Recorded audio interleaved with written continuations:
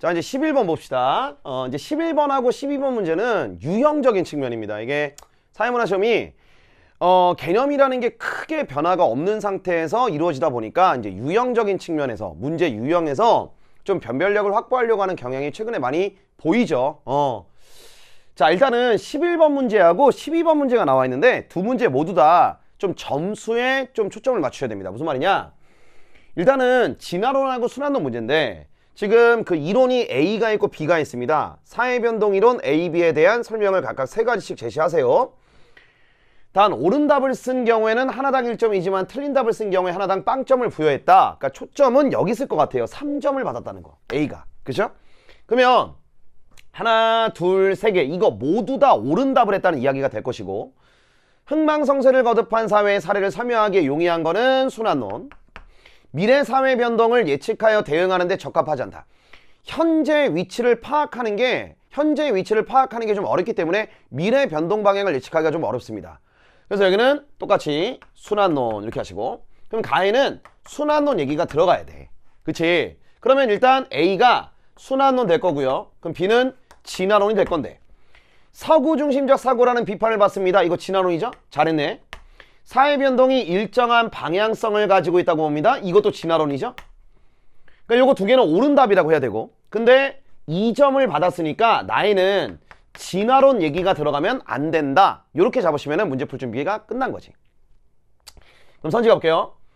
자, 1번 A는 사회변동이 곧 사회 발전이라고 본다라고 돼 있는데 이거는 진화론에 해당되는 이야기입니다. 그래서 이거는 A가 아니라 B로 바꿔야 되고 사회변동에 대응하는 인간의 노력 또는 인간의 역동성, 인간의 자율성 이런 것들을 과소평가한다는 비판을 받는 게 순환론입니다. 그래서 이거는 B가 아니라 A로 가야 되겠지? 그 다음에 사회변동을 문명사회로 이행하는 과정으로 본다. 야만에서 미개, 미개에서 문명, 야만, 미개, 문명, 야만에서 문명 이렇게 보는 건 진화론 이야기예요. 진화론 얘기고 사회가 단순한 형태에서 복잡한 형태로 변동한다고 보는 거 요게 바로 진화론 이야기가 되겠죠. 그래서 정답은 4번이 답입니다. 5번 운명론적 관점에서 사회변동을 설명한다. 요게 나오면 얘는 순환론인데 지금 보면 여기에는 순환론 얘기가 들어가야 되고 여기는 진화론이 아닌 얘기가 들어가야 돼요. 그쵸? 그러면 여기 들어갈 수 있고요. 그쵸? 그 다음에 여기도 역시 마찬가지로 들어갈 수가 있겠지. 그러니까 가가 아닌 나에 들어갈 수 있다라고 되어 있는데 아니죠. 가와 나 모두에 들어갈 수 있습니다. 선생님 이거 진화론 얘기잖아요. 다시 한번 얘기하지만 2점 받았죠? 맞았죠? 맞았죠? 그럼 얘는 틀린 진술 돼야 되니까 진화론이 안 되는 게 들어가야 되니까 여기에도 들어갈 수 있습니다. 정답은 4번이 답이 된다. 이렇게 가셔야 되겠죠. 자, 그 다음에 12번입니다. 이것도 비슷해요. 다음은 일탈이론 A, B를 구분하는 질문에 대한 학생의 답변과 교사의 채점 결과다. 자, 일단은 질문별로 채점을 하는데 오르면 1점, 틀리면 빵점이에요. 초점은 얘가 4점 받았다는 거지. 그러면 선생님의 마음이 되어서 네가 채점을 해야 돼요. 무슨 말이냐면 지금 갑의 답변은 4가지가 모두 다 맞아요. 그쵸? 그러면 A는 일탈자의 부정적 자아 형성 과정에 주목하는가 얘 뜨면 얘 낙인입니다. 얘 낙인이에요. 그러면 얘라고 답을 했잖아요. 얘 4점이에요. 그럼 이거 잘한 거잖아요. 이거 다 맞는 소리잖아요. 그쵸? 그러면 A가 뭐가 되는 거냐? A는 낙인 이론이 되고요. 됐죠? 자연스럽게 B가 뭐가 되는 거야? 차별 교제 이론이 됩니다가 되겠지. 오케이? 자, 이거 당연히 틀렸습니다. 왜? 얘하고 답이 다르잖아요. 됐죠? 틀렸고 A는 일탈 행동이 상호작용을 통해 일탈 문화를 학습한 결과임을 강조하는가? 이렇게 나왔습니다. 여기에 뭐가 들어가야 돼? 낙인 이론이 일탈 행동이 상호작용을 통해 일탈 문화를 학습한 결과임을 강조합니까? 이렇게 나와 있는데 일탈 문화를 학습한 결과임을 강조하는 건 얘는 차별교제 이론이잖아. 근데 A는 낙인이잖아요. 그러면 얘는 뭐라고 답을 했어야 될까? 그렇죠. 아니요라고 답을 했어야 되겠죠. 아니요다. 됐죠? 그래서 기억에는 아니요가 들어가야 돼. 됐어? 오케이. 자, 그런 다음에 이제 가를 봅니다. 자, 가가 뭔가 나왔고요. 근데 지금 여기 보면 답이 틀려요. 그렇죠? 답이 틀립니다. 아, 답이 틀리네. 그러면 얘가 4점인데 얘 다 맞았잖아. 근데 얘랑 답이 틀려. 그러면 어떻게 해야 돼? 너 틀렸다. 그 다음에 너 얘인데 얘 아니오잖아. 틀렸다. 그러면 니은에 들어갈 말은 얘하고 같아야 1점 받잖아. 다시 얘 4점이잖아요. 얘 다 맞았잖아요. 그러면 이 답이랑 이 답이 갈려야 된다고요. 그 다음에 얘 답이랑 얘 답이랑 갈려야 돼요. 얘 답이랑 얘 답이랑 갈려야 됩니다. 그죠? 됐죠? 갈리잖아요. 그러니까 틀린 거잖아요. 갈렸으니까 틀린 거야. 말 되게 어렵다. 그러니까 얘랑 답이 다르니까 틀린 거잖아. 됐지? 그런데 1점 받았잖아. 그러면 여기 니은에는 얘랑 같은 답이 들어가야 맞겠지. 그러니까 니은에 들어갈 말은 뭐가 돼야 될까? 여기는 역시 똑같이 아니오가 돼야 된다는 거죠. 자, 그러면 리을 답지를 잠깐만 먼저 확인할까? 자, 리을 답지에 기역과 니은은 모두 예다라고 돼 있는데 기역과 니은은 모두 아니오가 되는 거죠. 여기가 괜찮아? 자, 그러면 이제 기역 답지부터 확인할게요. A는 최초의 일탈보다는 일탈 행동을 반복하는 현상에 주목한다. 그게 낙인 이론입니다. 낙인 이론은 1차적 일탈보다 2차적 일탈, 이것의 발생 원인에 초점을 맞춥니다. 그래서 기역은 동그라미고, 일탈자로 규정하는 것에 대해 신중하게 접근하세요. 막 낙인 찍지 마세요. 라는 거 강조하는 게 차교가 아니라 낙인입니다. 그래서 B를 지우고 A로 바꿔야 돼. 디귿. 가에는 B는 차별적 제재를 일탈 행동의 원인으로 보는가가 들어갈 수 있냐고 질문했습니다. 차별적 제재는 낙인 이론이 생각하는 일탈의 원인입니다. 그렇죠? 근데 B는 차교야. 그럼 당연히 모두 옳은 답을 한 갑의 입장에서 아니요라고 답을 해야 될 거 아니야? 그러니까 요거 가에 들어갈 수 있는 질문 맞네. 그래서 디귿 답시는 예스가 된다. 정답은 2번 이렇게 체크하셔야 됩니다. 그러니까 이렇게 채점 결과에서 다 맞은 애랑 이렇게 정답이 갈리는 거 있잖아요. 최근에 연계 규제에도 이런 문제 많아. 그러니까 꼭 제가 늘 말씀드리지만 사회문화에서는 다양한 유형들을 좀 접해보는 게 필요하다. 왜? 주제만 바꿔서 출제될 가능성이 존재하기 때문에. 알겠지? 자, 그럼 정답은 2번이다라는 거를 골라낼 수 있습니다. 자, 그러면 13번 문제 한번 가볼게요. 다음 사례에 나타난 문화변동에 대한 설명을 옳은 것은, 요건 이제 문화변동의 원인과 관련된 문제입니다. 각국 사람들은 A국의 요리사 이야기를 다룬 영화를 보고, 요게 포인트가 되겠죠. 영화를 보고 영화에서 그 요리사가 만든 방법 그대로 A국의 전통 옥수수빵을 따라 만들어 일상에서 즐기게 되었다. 그럼 이거는 영화를 통해서 문화 요소가 전해진 거니까 간접 전파다. 이렇게 잡으셔야 되겠죠. 이건 간접 전파다. 그죠? 자, 을국 사람들은 무역을 하면서 만난 비국 사람들이, 무역을 하면서 만난 비국 사람들이 비국의 전통에 따라 음식을 만들 때 앞치마를 두르는 것에서 아이디어를 얻어서 냅킨 등 청결 유지를 위한 다양한 용품들을 만들어 사용하면서 독특한 식사 문화를 갖게 되었다. 직접이든 간접이든 전해진 문화 요소의 아이디어를 얻어서 착안해서 새로운 뭔가를 만들어냈어요. 창조해냈어요. 이거 뭘까? 그렇죠. 자극전파죠. 자극전파 이렇게 하시고, 자, 변국 사람들은 이웃 주민인 C국 이민자들이 C국의 전통 농기구인 호미를 들어와 사용하는 걸 보고, 여기서 조심해야 될 게 있어. 이거 연계 규제에서도 강조했는데요. 온라인 유통망을 통해가 나왔다고 간접 전파라고 말하면 안 돼. 절대. 그러니까 이 호미를 구매한 루트가 온라인 유통망이라는 거지, 문화가 들어오게 된, 문화가 전파되게 된 건 사람이 전해준 거예요. 이해돼 무슨 말인지? 그러니까 이거 뭐냐? 직접 전파야. 요건 아마 제가 임팩트에서 강조했을 거예요. 그러니까 직접 전파입니다. 그러니까 여기서 낚이면 안 돼. 이거는 그냥 온라인으로 구매했다는 겁니다. 그러니까 문화가 전해지게 되는 그 과정이 중요한 거지. 얘네가 그거를 온라인 유통망을 통해서 샀는지 아니면 뭐 땡마트에 가서 샀는지 그거는 중요하지 않다는 거죠. 그거는 그냥 구매를 할 때 어떤 루트를 통해서 구매했느냐 그거고, 문화가 전해진 건 사람들이 전해준 거야. 그러니까 이거는 직접 전파가 되는 겁니다. 그럼 1번에 각국에서는 발명으로 인한 게 아니라 간접 전파죠. X 간접 전파고, 을국에서는 매개체를 통해서 타 문화의 문화 요소가 전파되었다. 아니야. 사람들이 전했어요. 사람들이 X고 서로 다른 문화의 구성원 간 접촉을 통해 문화 요소가 전파되었다라고 되어 있습니다. 서로 다른 문화의 구성원 간의 접촉을 통해서 문화 요소가 전해졌다. 그대로네.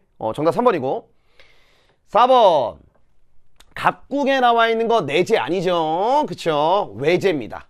외재적인 요인 이렇게 하셔도 되고 5번 각국에서는 간접 전파죠. 그 다음에 을국에서는 자극 전파입니다. 병국에서가 직접 전파가 되는 거죠. 그러니까 요게 직접이 아니라 간접이 되고 그 다음에 여기가 병국에서는 직접이 된다. 이렇게 가셔야 됩니다. 그래서 정답은 3번 체크하시면 돼.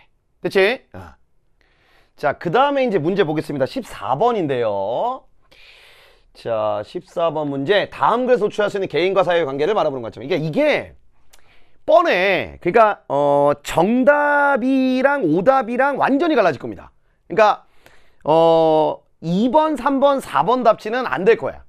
2, 3, 4번 답지는 안 돼. 절대 안 됩니다. 그러니까 1번하고 5번인 거죠. 쉽게 말하면 명목론과 실제론 중에 어떤 걸로 찾았느냐에 따라서 기역, 니은으로 갈 거냐, 근으로 갈 거냐, 들으로 갈 거냐 요게 결정이 되는데 그러니까 요 제시문이 긴데 예전처럼 막 명료하게 딱딱 무슨 관점인지가 깔끔하게 보였던 제시문하고는 좀 성격이 다릅니다. 뭔가 좀 사례가 나와 있고 내가 해석을 해야 되고 막 이런 상황입니다. 근데 들어가 볼게. 비밀결사는 비밀을 공유하는 사람들이 다른 집단으로부터 자신들을 보호하기 위해 만드는 사회 형태다. 봐. 어떤 개인들이 사람들이 그렇죠? 다른 집단으로부터 자신들을 보호하기 위해서 뭐 했다고? 만들었다고. 사회 형태래잖아. 정리. 그러면 사회는 개인들이 자신들을 보호하기 위해서 만든 거다. 그럼 사회는 개인들을 지켜줘야 되는 수단이다. 저 비밀결사가 이걸 만든 사람들을 다른 집단으로부터 지켜주기 위한 수단이다. 요게 힌트가 안 되니? 조금 더 가볼게. 비밀결사는 구성원 각각이 비밀을 발설하고 싶은 욕구에 대한 자기 통제와 상대방 역시 비밀을 발설하지 않을 거라는 믿음. 자, 다시. 자기 통제라는 건 결국은 어떤 자율성을 얘기하는 거고요. 그 다음에 그럴 거라는 믿음, 신념, 이걸 기반으로 유지가 된대요. 아직도 모르겠니? 비밀은 언제든 외부로 새어나갈 가능성이 높으니까 비밀 공유를 조건으로 유지되는 상호작용은 뭐는? 상호작용은? 그럼 상호작용에 초점을 맞춘다는 얘기 아니야? 개인들의 자율성이나 신념 그리고 상호작용에 초점을 지금 맞추고서 비밀결사를 설명하고 있습니다. 아직도 모르겠니? 이 때문에 비밀결사 구성원들은 비밀이 더 잘 지켜질 수 있도록 조직 구성원 간의 행위 지침을 만들었다. 무슨 말이야? 개인들끼리 결국은 규범이라는 것을 만들었다는 거예요. 비밀을 다루는 권한의 정도에 따라 체계적인 위계를 세우기도 한데 하지만 비밀 폭로 행위가 이루어지면 비밀결사는 급격히 해체가 된대요. 결국 사람들 사이에 어떤 의식이나 인식이나 신념이나 상호작용이나 이런 것들이 바뀌면 이러한 결사도 무너질 수 있어.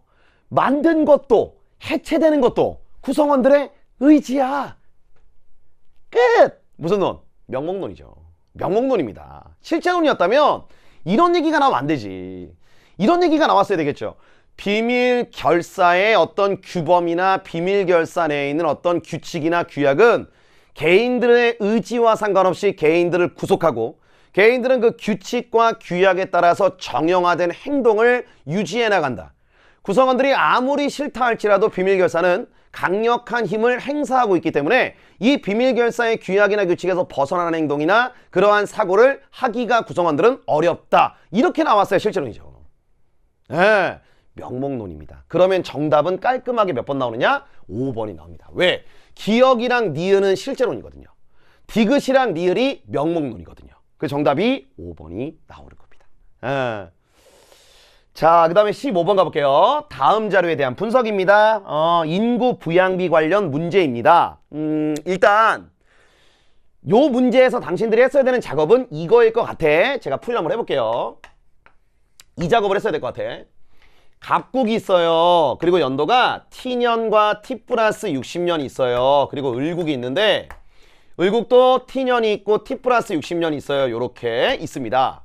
그러면 유소년인구, 부양인구, 노년인구 요렇게 나올 겁니다. 그래서 제가 지금부터 하는 거는 퍼센트입니다. 전체 인구에서 몇 퍼센트나 차지하는지 그걸 확인할 겁니다. 이게 갑이랑 을이 이렇게 나와 있다라는 거죠. 자, 그러면 전체 인구 중에 65세 이상 인구의 비율, 즉 노년 인구의 비율이 T년에 오케이 10이라고 나왔습니다.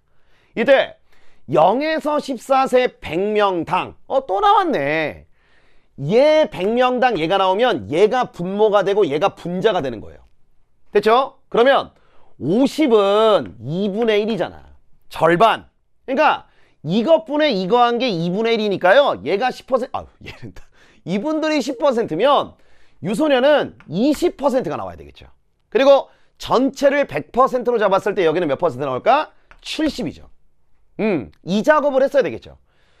똑같이 65세 이상 인구 비율이 T 플러스 60년에 얘가 20이 나왔습니다. 괜찮죠? 그런데 200이라고 나온 건 2배라는 거예요. 여기가 65세 이상이 0에서 14세 인구의 2배란 얘기입니다. 그럼 얼마 나와야 될까? 여기가 10이 나와야 돼요. 12. 그러면 오케이 여기는 더하면 30이니까 여기는 70 나온다. 이렇게 가겠지. 됐죠? 자, 을국 해봅니다. 65세 이상 비율이 10%야. 여기가 10. 근데 0에서 14세 인구분의 0에서 14세 인구 100명당 65세 이상 인구가 40이라고 돼 있잖아요. 40은 5분의 2잖아. 그럼 여기는 얼마가 나와야 되느냐? 요렇게 나와야 되니까 여기가 25가 나온다고. 25분의 10 하면 5분의 2가 나오지. 그러면 35가 되니까 여기는 65가 될 거예요. 그러면 마지막으로 T 플러스 20년 65세 이상이 30. 근데 이거는 여기가 여기에 몇 배? 3배. 3배 그러면 여기는 10. 이렇게. 됐죠? 그러면 2개 더하면 40. 그럼 여기는 60 나오겠지.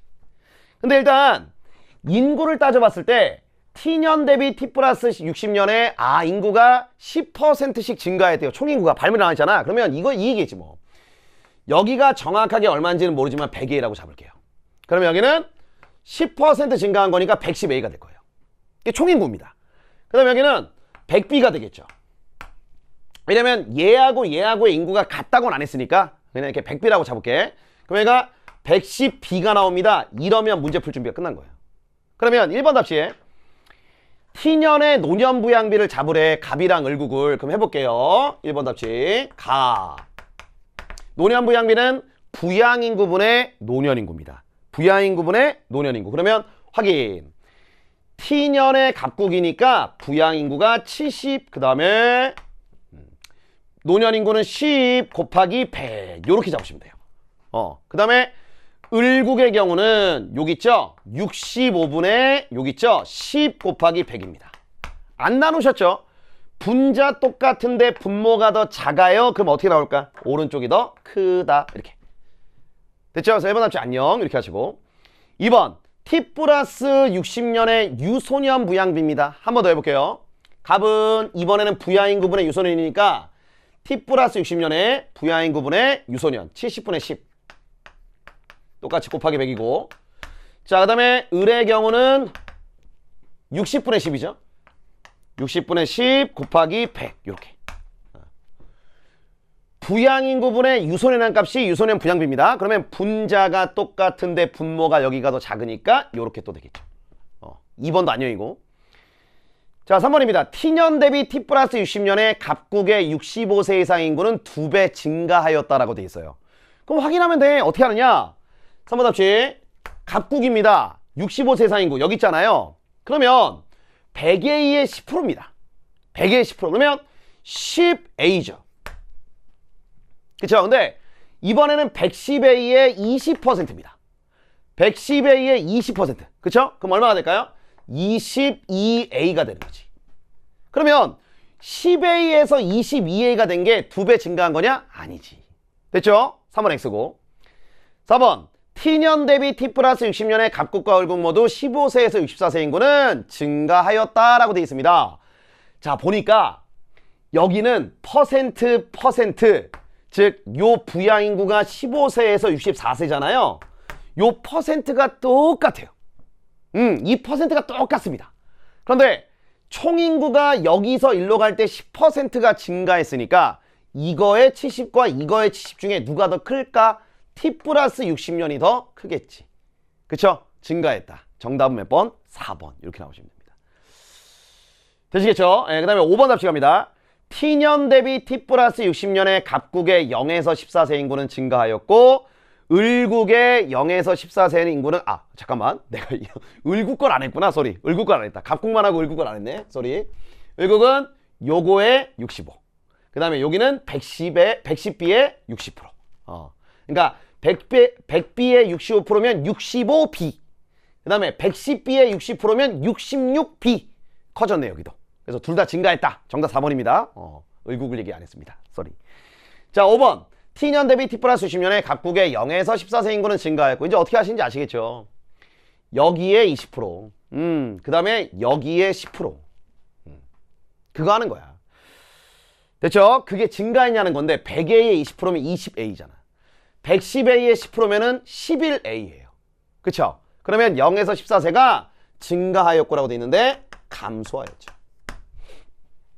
됐죠? 그 다음에 을국의 0에서 14세를 물어봤습니다. 100B의 25%니까 25B.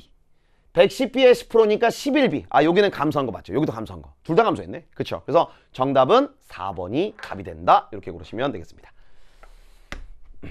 그러니까 이게 다음번 수능에서 유소년 부양비 문제가 나올 때는 이거를 찾아내는 과정이 더 힘들 수도 있다는 예상하셔야 돼요.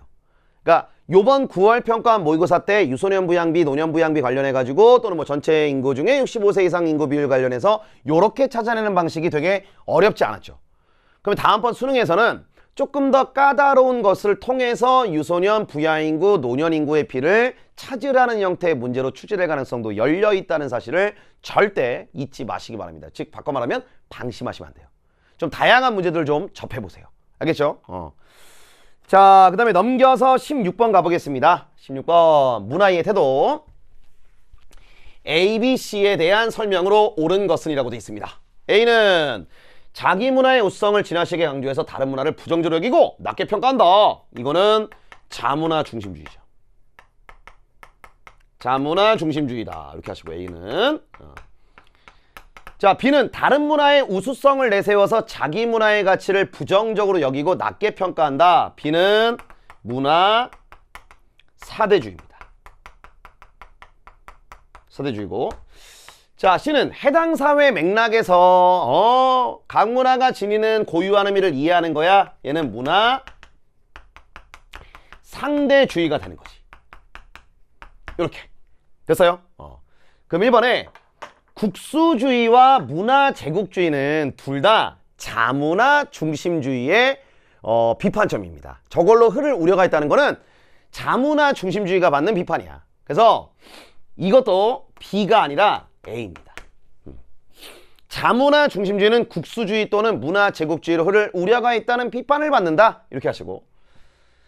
자, 다른 문화와의 공존에 대해서 자문화 중심주의는 다소 폐쇄적인 태도이기 때문에 부정적이지만 문화 상대주의는 그 사회의 문화가 가지는 고유한 의미를 이해하고 존중하기 때문에 공존에 대해서 보다 긍정적인 태도가 되겠죠. 정답은 2번입니다. 정답은 2번이고. 자, 그 다음에 자기 문화의 정체성 유지에 얘는 불리합니다. 사대주의 불리하고요. C는 문화 간 갈등 예방에 기여한다는 평가를 받는다. 상대주의가 문화 간의 어떤 다양성을 인정하고 문화 다양성 보존에 기여하는 태도이기 때문에 문화 간 갈등 예방에 기여한다. 요 이야기는 맞아요. 근데 앞에 게 틀렸습니다. 4번. 문화 다양성 보존에 기여하는가? 라는 질문에 대해서 A하고 B하고는 둘 다 노라고 답을 해요. 아니다. 그러니까 얘네가 답을 한다기보다는 얘네 둘이 문화 다양성 보존에 기여를 못합니다. 그러면 C는 어떻게 됩니까? 라고 해서 C는 yes가 되는 거예요. 그러면 A, B를 C와 구분할 수 없다라고 되어 있는데 답변이 서로 다르기 때문에 구분할 수 있겠죠. 이렇게 하시고 5번 문화 간의 우열이 존재한다고 보는가? 라는 거는 A하고 B가 yes라고 하고요. 그 다음에 C는 no라고 합니다. 그러면 A를 BC와 구분할 수 있는 질문으로 부적절하지. 그래서 정답은 2번이 답이 됩니다. 됐죠? 오케이. 자, 그 다음에 17번 가볼게요. 다음 글의 필자가 강조하는 사회적 소수자에 대한 차별이 발생하는 원인입니다. 요거는 제시문 독해를 통해서 찾아낼 수 있어. 사람들 중에는 종교, 문화, 관습, 외양 등에서 주류 집단과 차이를 보이는 이들이 있는데 이들에 대해서 다름을 인정하지 않아 누가? 주류 집단들이. 이들을 사회 질서를 위협하는 존재로 여기고 배척하면서 사회적으로 차별하기도 해. 하지만 다른 것은 틀린 것이 아니야. 차이는 차별의 근거가 될 수 없어. 다름의 경계를 만들어 경계 안에 우리가 경계 바깥에 그들을 배척하고 차별한다. 진짜 여기까지. 자, 사회적 갈등만 발생시켜 사회 발전에는 전혀 도움이 되지 않는다라고 되어 있습니다. 그럼 결국 발생 원인은 뭐냐? 되게 매력적인 오답지들이 깔려 있지만 여기서 도출할 수 있는 건 뭐냐? 이거잖아요.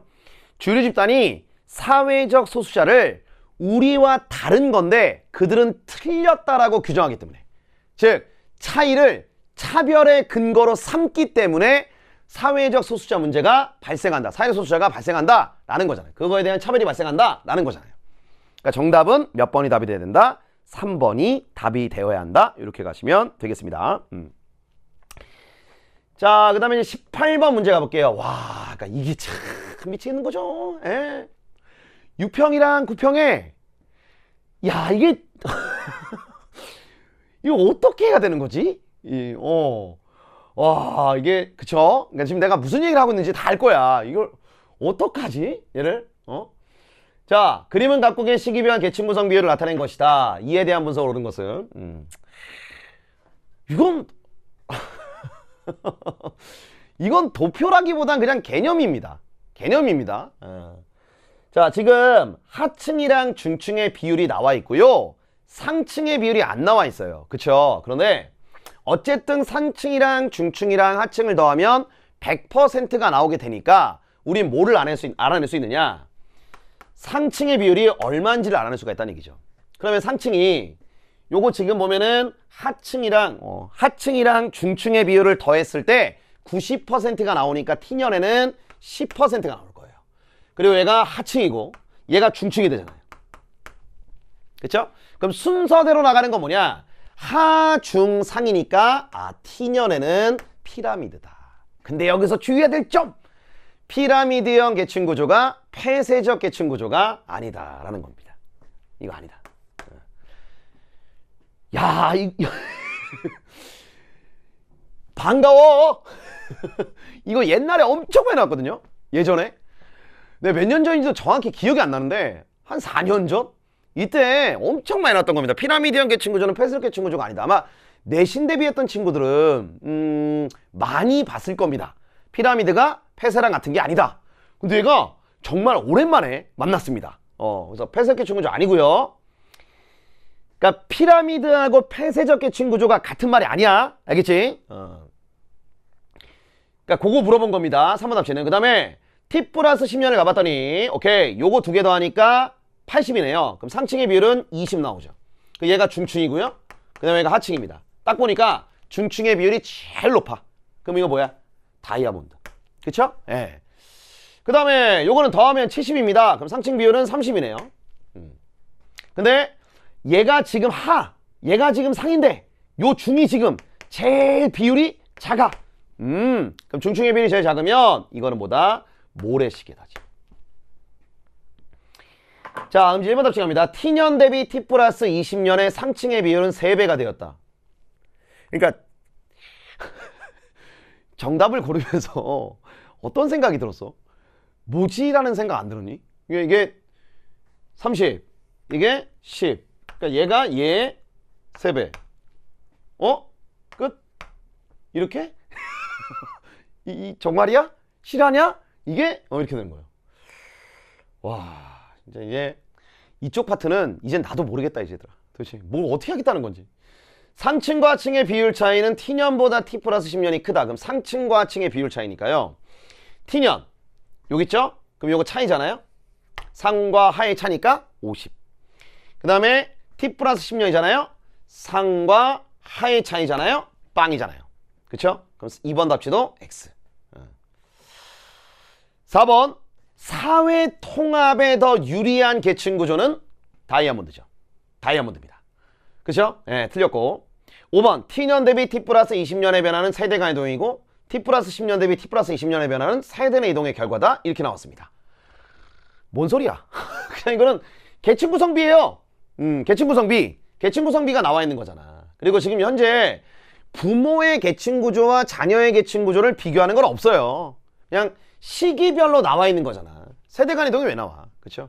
그래서 요것도 X. 정답은 너무 쉽게 1번이 나온다. 저도 이거 풀고 난 다음에 좀 이렇게 눈을 비볐습니다. 19번 가볼게요. 이거 안 어려웠고. 19번 하위 문화 유형 가나의 일반적인 특징에 대한 옳은 설명만을 보기에서 골라라. 각국의 음식 문화는 주식인 밥에 다양한 반찬을 곁들여 먹는 것을 기본 형태로 한대요. 그런데 기후와 지형 등에 따라 산물이 다르니까 지역별로 즐겨 먹는 반찬이 다르대요. 그럼 이거는 지역 문화야. 그러니까 이건 지역 문화인데 굳이 일반화된 진술로 바꿔보세요 라고 얘기한다면 이렇게 말할 수가 있겠죠. 얘는 반문화는 아니다. 얘는 반문화는 아니다. 근데 나를 봤더니 을국에서는 종교적 전통을 중시하여 경찰이 일상의 풍속까지 세세하게 단속할 정도로 사람들의 자유를 제한하였다. 이러한 정부의 강력한 통제에 불만을 가진 일부 집단에서는 저항의 표시로 남성들은 관습적으로 길러온 수염을 짧게 잘랐고 여성들은 긴 치마 대신 짧은 반바지를 입고 다녔다. 이렇게. 그럼 이거 뭘까? 그렇죠. 반문화죠. 반문화. 요렇게 가시면 선지. 기억. 가는 주류 집단에 의해서 일탈로 규정된다라고 되어 있습니다. 이거는 가라기보다는 나겠죠. 니은. 자, 반문화는 사회 혼란을 초래하는 역기능도 있지만요. 이 반문화가 기존의 주류 문화에 도전하고 저항함으로써 이 기존 주류 문화가 가지고 있었던 문제점이나 한계점을 노정시키는 또는 드러내주게 하는 그러한 순기능도 있습니다. 그래서 니은 답시 동그라미고, 그 다음에 가를 규정하는 기준과 나를 규정하는 기준이 있잖아요. 다 마찬가지로 시대와 장소에 따라서 달라요. 이렇게 하셔야 되고, 가와 나는 모두 하위 문화입니다. 하위 문화는 문화적인 다양성을 높이는데 기여합니다. 그래서 리을 답지 동그라미. 정답은 4번 이렇게 체크하시면 돼요. 괜찮죠? 자, 그럼 이제 마지막 20번입니다. 다음 자료에 대한 분석을 옳은 것은, 아마 이제 저랑 임팩트랑 올림픽을 잘 따라온 친구들은 계속 제가 이거 연습을 시켜서 아마 조금 익숙하지 않았을까 싶어요. 수급자에게 건강한 생활을 유지하는 데 필요한 각종 검사 및 치료 등의 급여를 제공하는 제도로 소득 인정액이 일정 수준 이하인 사람들한테 급여를 준대요. 그쵸? 그러면 가가 뭘까? 공공부조다. 그 다음에 나를 봤더니, 자, 여기도 마찬가지로 급여를 주는 거니까 금전적인 겁니다. 금전적인데 실직자에 대한 생계 지원은 물론 재취업 촉진, 실업 예방 및 고용 안정을 위해서 근로자도 부담합니다. 그리고 사업주도 부담합니다. 공동 부담하는 기금. 됐죠? 이거는 사회보험이야 라는 거를 찾아내셨어야 돼. 그러면 선지가 봅니다. 가려고 했더니 요게 보여요. 자, 지금부터 요거를 해결해 볼게. 각국의 가나 제도의 지역별 수급자 비율이 나와 있습니다. 이제 봤더니요, 기억이 빵꾸 뚫려 있으니까 여기가 몇 %인지는 네가 찾아라 라는 건데, 지금 눈여겨볼 게 뭐냐면 여기가 좀 뚫려 있으니까, 그리고 여기 뭐 7, 11, 8이니까 뭐 같은 게 없어요. 근데 나를 봤더니 이 나가 여기가 14고 오케이, 여기가 14라는 사실을 확인했어요. 그렇지. 그러면 먼저 잡았어야 되는 건 뭐냐? 얘하고 얘하고 있죠? B하고 C하고를 퉁칩니다. B하고 C하고를 이렇게 퉁칩니다. 그러면요, A가 14야. 전체가 14야. 그러면 B와 C를 한 덩어리로 잡았을 때, 즉 BC 전체로 잡았을 때는 얼마가 나와야 됩니까? 라고 한다면 질문 몇입니까? 그렇죠. 그대로 14가 나와야 돼요. A지역 인구 중에서 14%가 나제도 수급자라면 전체 인구 중에서 나제도 수급자가 14%라면 BC 지역을 합쳤을 때 나제도 수급자 비율도 14%가 나와야 돼요. 그러면 얘하고의 차이를 통해 우리는 B지역과 C지역의 인구에 대한 비를 확인할 수가 있습니다. 요 차이가 1이고요. 요 차이가 6입니다. 누가 더 가까워? B가 더 가까워요. 그러면 B지역이 C지역보다 인구가 많은데 B지역 인구가 C지역 인구의 몇 배냐라고 질문 던지면 나누면 된다 그랬죠. 6배입니다. 그러니까 요걸 통해서 우리가 안 사실이 뭐냐? 인구비를 따질 때 인구수가 요 지역 인구수가 B 대 C가 6대 1 나온다는 사실을 확인할 수가 있다고. 그런데 B지역의 인구가 AB 지역 인구의 2배래. 그러면 얘 2배야. 그러면 B하고 C가 띵띵 있고요. A가 띵이라고 했을 때 지금 뭔지 모르겠는데 6대 1이 뒤쪽에서 나왔잖아요. 근데 A 지역 인구의 2배가 B야. 그러면 여기는 3 나오는 거지. 무슨 말이냐? 여기가 300명이면 여기가 인구가 600명이고 여기가 몇 명이라는 거야? 100명이라는 거야. 일단 뭐 이 해설 강의를 듣는 친구들 중에 원래 제 수강생이 아니었던 친구도 있기 때문에 일단 저렇게 씁니다. 쓰고 난 다음에 뭐 한 거냐? 이렇게 하시면 돼. 그럼 전체 인구는 쟤네 세 개를 다 합친 거니까 1000명이잖아요. 만약에 여기 들어갈 숫자가 얼마냐고 질문 던지면 이렇게 하시면 돼요. 1000명 중에 8%면 80명이거든요. 1000명 중에 8%니까 80명이잖아요. 그런데 이게 플러스에서 나온 거예요. 뭐냐? 100명 중에 11명. 11%. 11명. 이렇게. 그 다음에 600명 중에 7%. 몇 명일까요? 42명이에요. 그럼 이거 두 개 더하면 53이죠. 그러면 여기에 들어갈 숫자는 원래 얼마냐? 요거 A 지역 거는 몇 명입니까? 라고 질문 던지면 얘가 53이니까 여긴 27이 나와야 돼.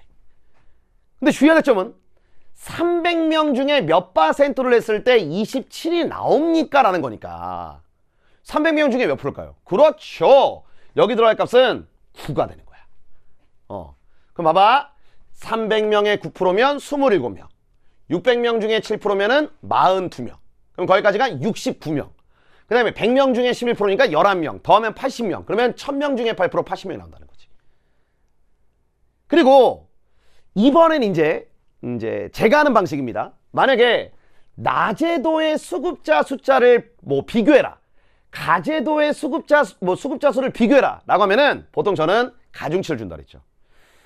여기다가 곱하기 3, 여기다 곱하기 6, 여기다 곱하기 1, 여기다 곱하기 3, 여기다 곱하기 6, 여기다 곱하기 1. 어차피 이거에 따라서 또 영향을 받으니까 요거 하는 거예요. 됐죠? 자, 이제 그러면 따라가 볼게.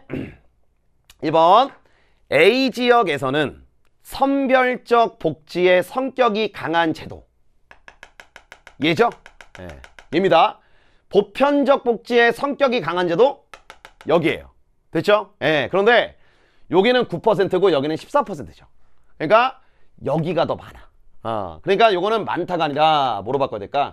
앞에 게 더 적다. 이렇게 하셔야 되고. 2번 대상자 선정에 따른 부정적 낙인이 발생할 수 있는 제도는 가예요. 가. 지역별 수급자 숫자에서 누가 제일 적냐고 물어봤습니다. 가장 적은 거야? 그럼 이렇게 하라는 거지. 9%에다가 가중치 3. 왜요? 여기 300명. 7에다가 가중치 6. 여기 600명이니까. 11에다가 가중치 1. 원래 안 좋대죠. 그러면 요게 27. 요게 42. 요게 11. 그럼 가제도의 수급자 수는 어디가 가장 적을까? C가 아니라 C가? 잠깐만요. C가 가장 적네요. 그러니까 정답은 2번이네요. 됐죠? 정답 2번이고. 3번 강제가입의 원칙이 적용되는 제도는 나죠. 4번 납니다. 그러면 A지역과 C지역 수급자의 합은 이렇게 가시면 돼요. 14에다가 가중치 3을 곱해갖고 42에다가 플러스 C지역 거는 20에다 곱하기 1이니까 20입니다. 62죠. 그 다음에 B지역은 13에다가 6을 곱한 거니까 78이에요. 그러면 앞에 게 뒤에 것보다 적죠. 그래서 많다가 아니라 적다. 이렇게 하시고. 4번 정부 재정으로 비용을 전액 충당하는 것을 원칙으로 하는 제도는 가. 공공부조. 근데 이때 A 지역의 수급자 비율과 C 지역의 수급자 비율입니다. 그냥 퍼센트만 보란 얘기입니다. 가의 퍼센트. 가의 퍼센트. 그럼 이게 뭐냐? 얘하고 얘입니다. 9하고 11%. 그러면 높다가 아니라 A 지역이 더 낮다가 되겠지. 낮다. 자, 이거 낮다 이렇게 하시고, 자, 그다음에 리을 답지 갑니다. 사후 처방적 성격이 강한 제도는 가입니다. 가. 비지역 수급자 수. 그럼 하시면 돼요. 요거 어디냐? 자, 여기 가의 비지역이니까 여기. 그럼 여기는 42. 76에 42. 저게 싫으면 600명 중에 7%. 알겠죠? 네. 그럼 상호부조의 원리가 적용되는 것은 나. 이거의 C. 그럼 얼마? 20. 요거. 됐어요? 네, 그러면 앞에 게 뒤에 것보다 적다가 아니라 많다지. 이렇게. 그래서 정답은 2번이 답이 된다. 이렇게 가시면 되겠습니다. 고생 많으셨어요. 네, 고생 많으셨는데 처음에 얘기했던 것처럼 항상 수험생들은 이것보다는 다소 어려워질 수 있다는 것을 대비하시는 게 맞다. 무슨 말이냐? 시험의 난이도가 있고 나의 실력이 있을 때 시험의 난이도가 위아래 위아래로 왔다 갔다 할 때마다 나의 실력은 여기여서 조금만 어려워지면 등급이 내려가고 조금만 쉬우면 등급이 올라가고 이렇게 가지 마시고 서서히 계속 다져가 주시고요. 사회문화는 다양한 유형에 대한 경험이 중요하고, 그 다음에 도표도 결국은 변형은 살짝씩 되지만 결국은 기본적인 최근의 트렌드, 이 유형을 따라가는 게 맞기 때문에 조금 미진한 친구들은 지금 남아있는 기간이 절대 짧은 시간이 아닙니다. 할 수 있다는 자신감 좀 가지시고, 특히나 저랑 같이 이제 강의를 쭉 따라왔던 친구들은 임팩트하고 강조합니다. 올림픽 때 했던 그 도표 문항들 다시 꼭 풀어보세요. 문항수가 되게 많잖아요. 그거 꼼꼼하게 좀 봐두시고, 백엔도표 특강을 들었던 친구들도 꼭 그거를 좀 복습하시면 좋을 것 같아요. 결국 보면 알겠지만 복습을 하시다 보면 익숙해지고, 익숙한 어떤 그 유형에 대한 익숙함이 생겼을 때 유형이 살짝 달라 보여도 결국은 본질적으로는 같은 유형을 묻고 있다는 거. A에서 B로 갈 거냐, B에서 A로 갈 거냐, 그 차이만 있을 뿐 묻는 거는 유사하다는 것, 그거를 확인만 하시면 됩니다. 그리고 이것보다는 문제가 더 어려워질 거라는 감각적인 어떤 그 생각들 꼭 가져가시면서 6평이랑 9평이랑 같이 접목을 해서 수능이 출제가 될 거니까 그렇게 잘 좀 대비하셨으면 좋겠습니다. 결국 수능에서 웃으면 됩니다. 자만도 하지 말고 포기도 하지 말고 포기도 하지 말고 자만도 하지 말고, 어쨌든 그러나 고생 많으셨습니다. 2022학년도 대학 수학능력시험을 준비하기 위한 9월 평가 모의고사 고생 정말 많으셨던 여러분들한테 잘했다라고 말씀드리고 싶고요. 다음번 진짜 중요한 시험이죠. 물론 10월도 있지만 수능에서는 진짜 마음껏 웃었으면 좋겠습니다. 응원하겠습니다. 여기까지 하겠습니다. 감사합니다.